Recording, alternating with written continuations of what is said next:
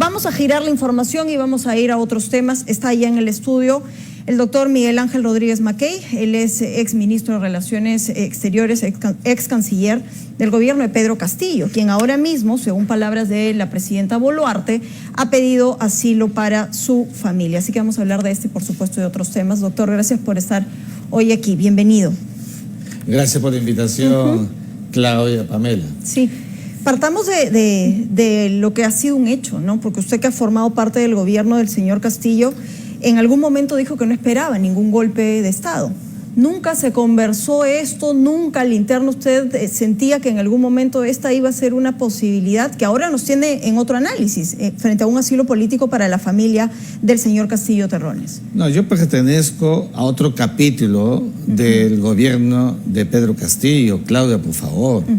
Cuando yo estuve los 40 días, jamás imaginé, pensé que iba a pasar todo esto. Yo soy un demócrata. Entonces, uno llega al gobierno para coadyuvar, para apoyar. Se hablaba tanto de ensanchamiento. Claro. No lo hago con el ánimo de ofenderlo, doctor Rodríguez, sino con el ánimo de entender lo que parece ha sido un petit comité de golpe, ¿no? Sí, y yo lo que quería... Y en ello coincido plenamente contigo. Lo que yo quería preguntarle era eso, ¿no? ¿Usted en algún momento sentía que había alguien de espaldas a la democracia tramando esto, que incluso el propio asilo político era algo que se barajaba? ¿Cuáles eran las impresiones de quienes estaban ahí? Estás diciendo dos cosas distintas. Primero, porque si yo acepté ser canciller del Perú, fue para coadyuvar en la empresa del destino del Estado-Nación.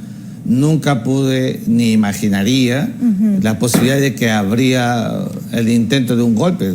Es imposible pensarlo. Los que somos demócratas nos subimos al carro, al auto del gobierno para coadyuvar, para trabajar. Claro, ya viste tú, cuando uno hizo lo que Rodríguez Mackey llevó adelante con carácter, entonces hubo un cargamontón primero de la derecha, y cuando la derecha vio que hacíamos lo correcto, luego vino la izquierda. Pero todo eso que tú anotas, en verdad que es otro capítulo. Yo mismo lo estoy condenando. Yo mismo acabo de decir que fue un golpe de Estado porque se consumó una intención manifiesta. He dicho también que Pedro Castillo, en las circunstancias en las que se encuentra ya recluido con una detención preventiva, por favor, no hay ninguna posibilidad para asilo político, porque como sabes tú, Claudia, que eres abogada, el asilo solamente es posible si él hubiera podido primero llegar a una embajada, en este caso la de México, nunca llegó, o hallándose escondido. Tampoco hubo nada de eso. Entonces, el asilo tenemos que olvidarnos para el caso del expresidente Pedro Castillo, que hoy está en el puro orden del derecho nacional, jurisdiccional, y seguirá la tramitología que corresponda. Distinto es el caso de la familia, el caso de la esposa y el caso de los hijos. Es un caso distinto porque aquí hay otra naturaleza de acto. En Pedro Castillo hubo un acto infraganti. ¿Qué es un acto infraganti? Pues todos vimos que llevó adelante un golpe de Estado. Decían que la esposa también está imputada. Sí, pues, pero ella no ha tenido acto infraganti. Se sabe, se conoce, se rastrea la posibilidad de actos delictivos, pero el espíritu de la Convención Americana sobre Derechos Humanos es muy claro. Dice el artículo 22, delitos, ¿no es cierto?, políticos o conexos a ellos que sean comunes. El caso nacional no hay acto infraganti. ¿Qué se superpone? La naturaleza humanitaria. ¿Por qué? Porque hay la intención, según ella y según quien va a dar el asilo, que es México, que hay un acto persecutorio. Claudia, ¿qué significa eso? Que hay un ánimos de que alguien la está persiguiendo.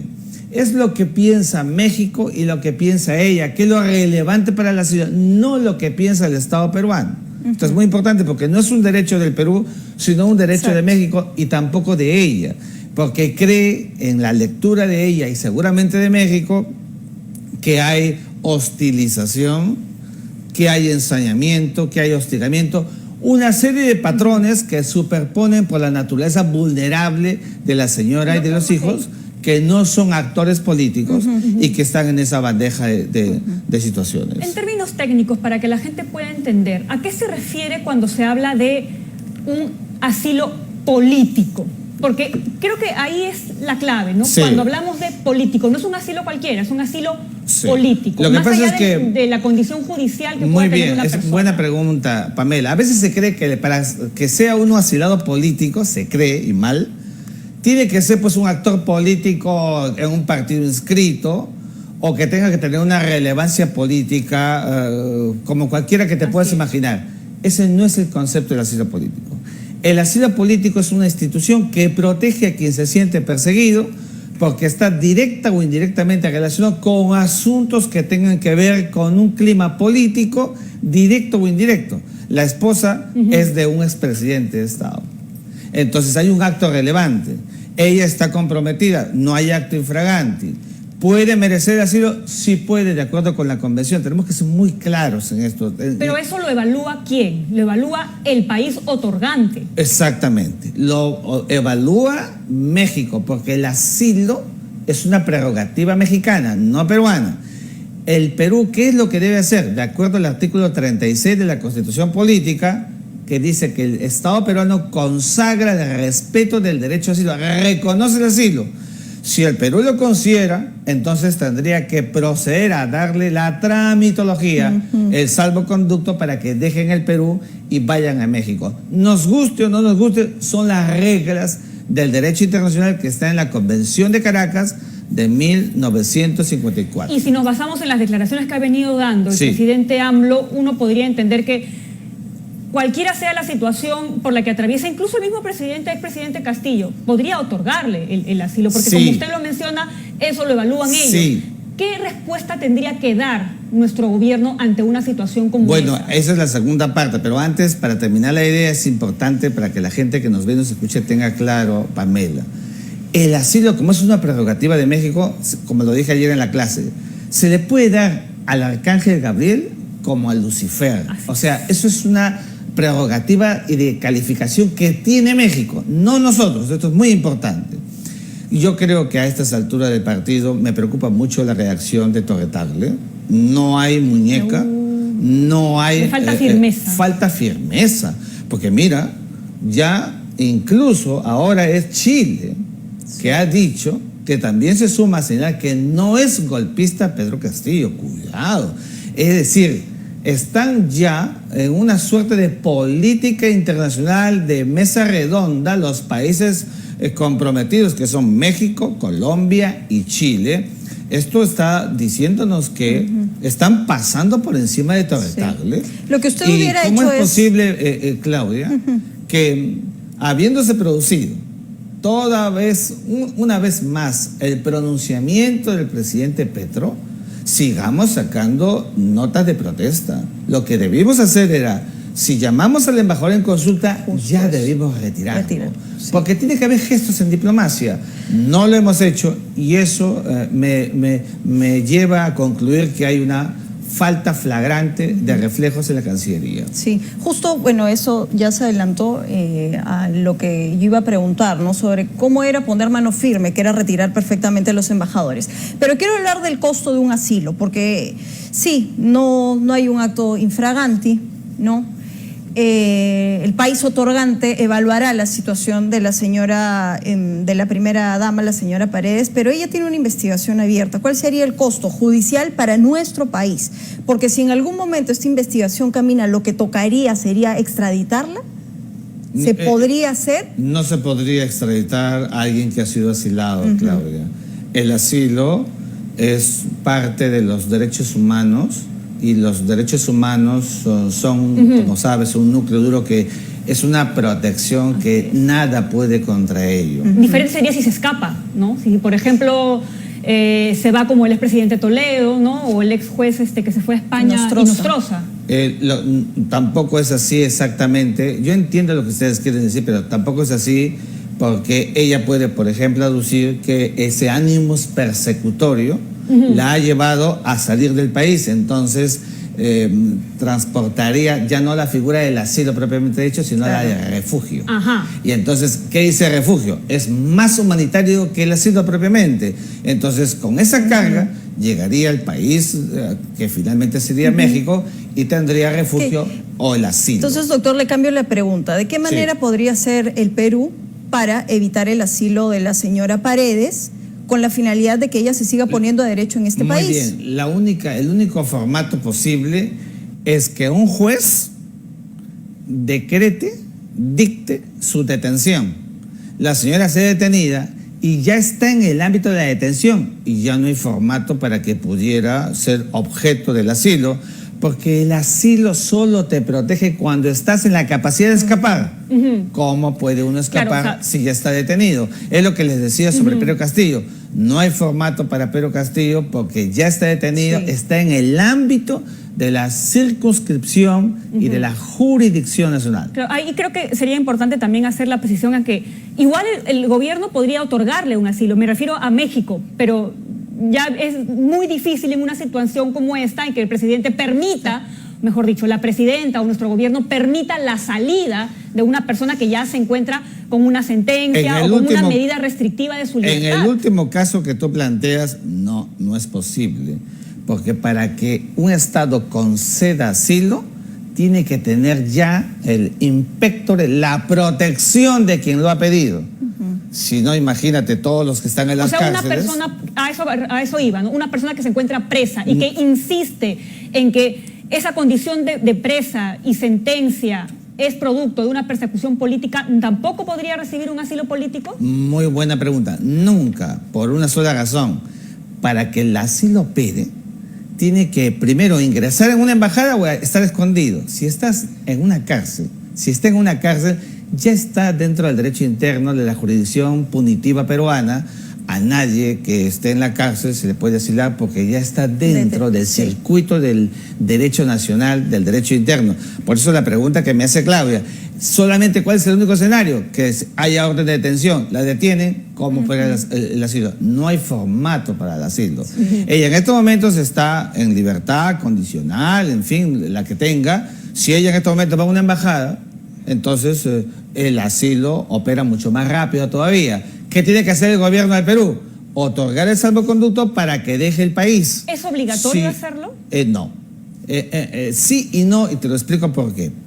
¿Por qué sí? Porque el Perú ha firmado acuerdos y está en la Constitución política y el asilo es una institución que debe respetarse, porque si no el Perú entonces entraría en ese circuito de países bananeros que no es.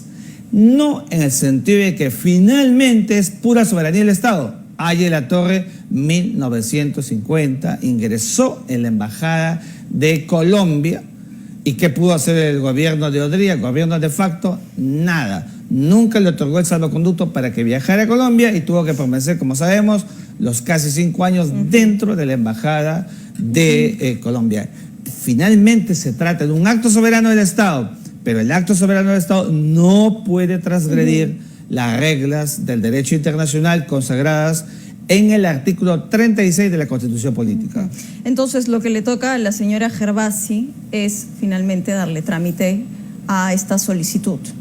Lo que le corresponde a la señora Gervasi, en primer lugar, es preocuparnos por lo que está pasando en el vecindario. No está trabajando bien esta visión de que los países tienen otra del país, de nuestra nación. Están desnaturalizando lo que ha pasado en el Perú. Eso es grave. Y eso significa que nuestros vasos comunicantes no están trabajando en el nivel esperado. Vamos a tener que recurrir, acuérdate Claudia, Pamela, como en el año 95. Tuvimos que nombrar embajadores especiales para explicar el problema de Ecuador en su momento. Parece que aquí también vamos a tener que buscar embajadores especiales para que expliquen que en el Perú no hubo un golpe de Estado, que hubo un golpe de Estado y que no hubo lo que pretenden decir que hay un perseguido político. Ahora, si parece hasta, no sé, vamos y les explicamos con manzanas a los presidentes o a los embajadores qué es lo que está pasando, señores. Un poquito de lectura frente a lo que tenemos de sobra, ¿no? Y aquí es donde le quiero hacer la pregunta. Usted conoce bastante bien a la señora Gervasi, usted era su vicecanciller. Sí, yo la ¿verdad? nombré vicecanciller. Entonces, ¿por qué es tan difícil tomar esta decisión política de retirar embajadores? O sea, ¿cuál es el costo que al parecer no quieren asumir Bueno, yo dentro lo que de la creo es que, Cancillería? fíjate, Claudia, el canciller no debe ser un actor técnico, tiene que ser un actor político, acercarse al presidente, decirle el ida y vuelta, los escenarios. El canciller es el jefe de la diplomacia, no es jefe del servicio diplomático que era ella cuando yo era canciller y ella era la viceministra. Hay que actuar políticamente y nada le va a pasar, decirle a la presidenta los escenarios A, B y C. Acuérdate, cuando pasó el primer volumen de respuestas de los países entre ellos México y Colombia, la llamada en consulta a nuestros embajadores vino 5 días después. O sea, la falta de reflejo 5 días después. Y eso es plancha quemada, eso es a cuentagotas en la política exterior. Ahora, acaba de pasar ayer estos videos que hemos visto. Para otra nota de protesta, lo que debemos hacer allí es retirar a los embajadores. La política exterior se hace con mucho respeto, pero con firmeza, para que los países nos empiecen a respetar. Si no, imagínate, este clima de declaraciones de Petro, de AMLO y seguramente, como estamos viendo de Chile, desestabilizan la subregión para los intereses de la política exterior peruana. Y justamente sobre ese asunto, ¿no? Yendo un poco por la pregunta que iba Claudia, ¿no? Porque ya hemos hablado de las consecuencias a nivel judicial para los procesos, pero también hay unas consecuencias para las relaciones internacionales. No estamos hablando de países que quedan en el este de Europa, estamos hablando de nuestros vecinos. Muy bien. Sí, yo creo que tenemos que cuidar mucho nuestras vinculaciones. Mira, el caso de Chile, Colombia y México son nuestros socios de la Alianza del Pacífico, el espacio más exitoso de los últimos tiempos, la 8ª economía del mundo, y con 63, 64 países observadores.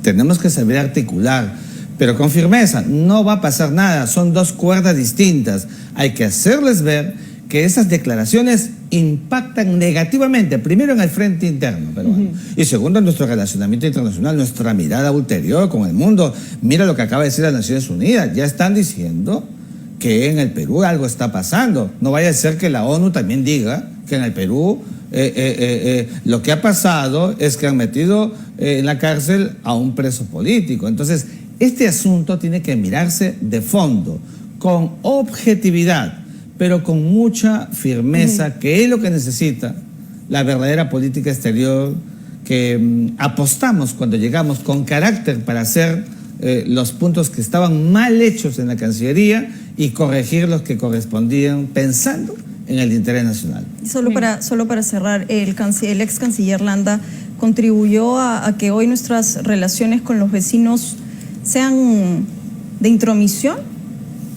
Yo creo que el canciller Landa le ha hecho mucho daño a la política exterior, Claudia, perdóname, no solamente yo, en todo. Yo creo que nunca antes la política exterior del Perú ha llegado a un nivel tan bajo. En verdad hemos perdido todo circuito.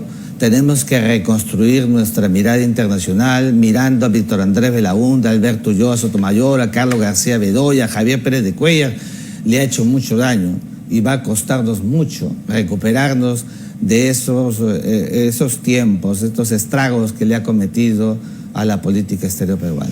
Le agradecemos, doctor Rodríguez Mackey, por haber estado esta mañana aquí en Buenos Días Perú, y estar atentos, ¿no?, a esta solicitud y las consecuencias que pueda tener. 8:16 de la mañana, vamos con otros temas. A esta hora